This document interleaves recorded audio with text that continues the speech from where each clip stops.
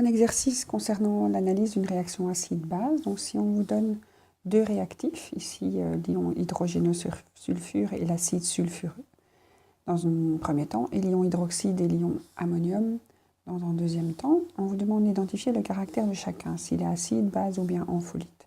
Alors HS-, il possède un H, donc il peut le donner, donc il est acide, et il possède une charge négative, donc il pourrait accepter aussi un H+.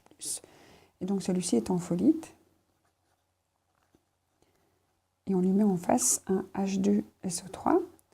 H2SO3, c'est un acide, et il n'a pas de charge négative, ce n'est pas un ion hydrogéno, et donc il ne pourra pas prendre de H+, mais il pourra en donner, donc lui est simplement acide.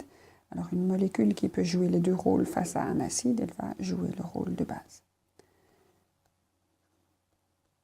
Dans ce cas-ci.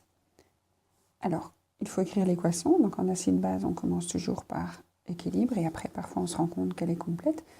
Alors, ici, celui qui joue le rôle de base, il prend H+, et celui-ci, qui est acide, il va donner H+.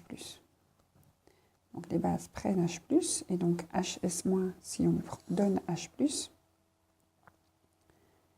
s'il prend H+, il va devenir H2S, et l'autre, l'acide sulfureux, s'il donne H+, il va faire donc moins H+, et dans ce cas-là, il sera du HS-, HSO3-, pardon.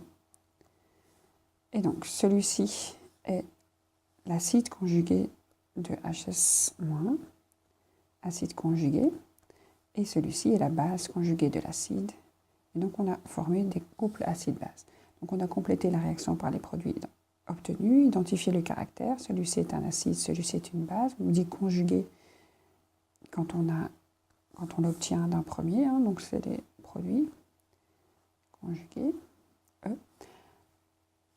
Indique ce qui se passe pendant la réaction par deux flèches externes, plus H+, moins H+. Donne les couples acide-base en les classant selon leur force. Alors à l'arrière du tableau périodique, il y a toute une série d'acides classés du plus fort. Donc la force des acides va vers le haut, vers le moins fort, et les bases, la plus forte est en bas. Donc la force des acides est croissante vers le bas.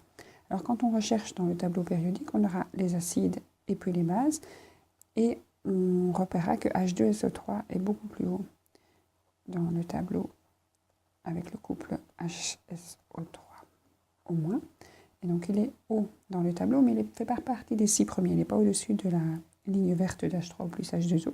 Donc c'est un acide faible. Et sa base conjuguée est aussi une base faible. HS- et H2S, donc on met l'acide devant H2S et puis HS-, c'est aussi un acide faible et une base faible. Alors quand les deux espèces, enfin les deux couples contiennent deux espèces faibles, donc il y a 4 espèces faibles ici, la réaction est bien à l'équilibre. Et comme les deux réactifs qu'on vous propose, HSO3 pardon, et HS- sont bien positionnés, donc l'acide des réactifs est plus fort que l'acide obtenu, est plus fort que l'acide obtenu. On peut dire la même chose pour les bases, hein. La base des réactifs ici est plus forte que la base obtenue, donc quand on va dans la flèche, on va dans ce sens-là. Mais ce n'est pas la peine de justifier avec les deux côtés du couple. On va avoir donc une réaction qui va se faire, donc c'est favorable. Et donc, comme on a deux faibles, donc les réactifs et produits sont faibles, les réactifs sont faibles, mais un peu plus forts que les produits. Un peu plus forts que les produits, on a un équilibre.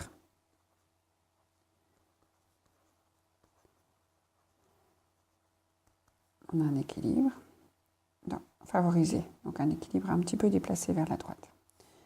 Voilà. Alors, qu'est-ce qu'on vous demande encore? Donne les couples acide-base en les classant selon leur force. Précisez la force de chaque espèce. On a bien mis acide faible, base faible, etc. Précisez l'état d'avancement de la réaction selon la force des espèces.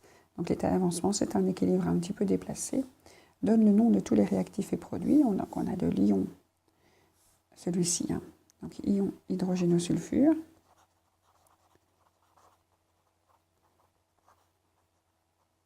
Sulfure. On a de l'acide sulfureux,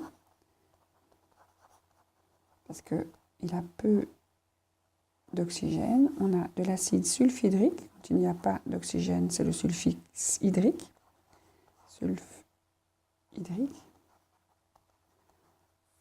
Et de l'ion hydrogénosulfite.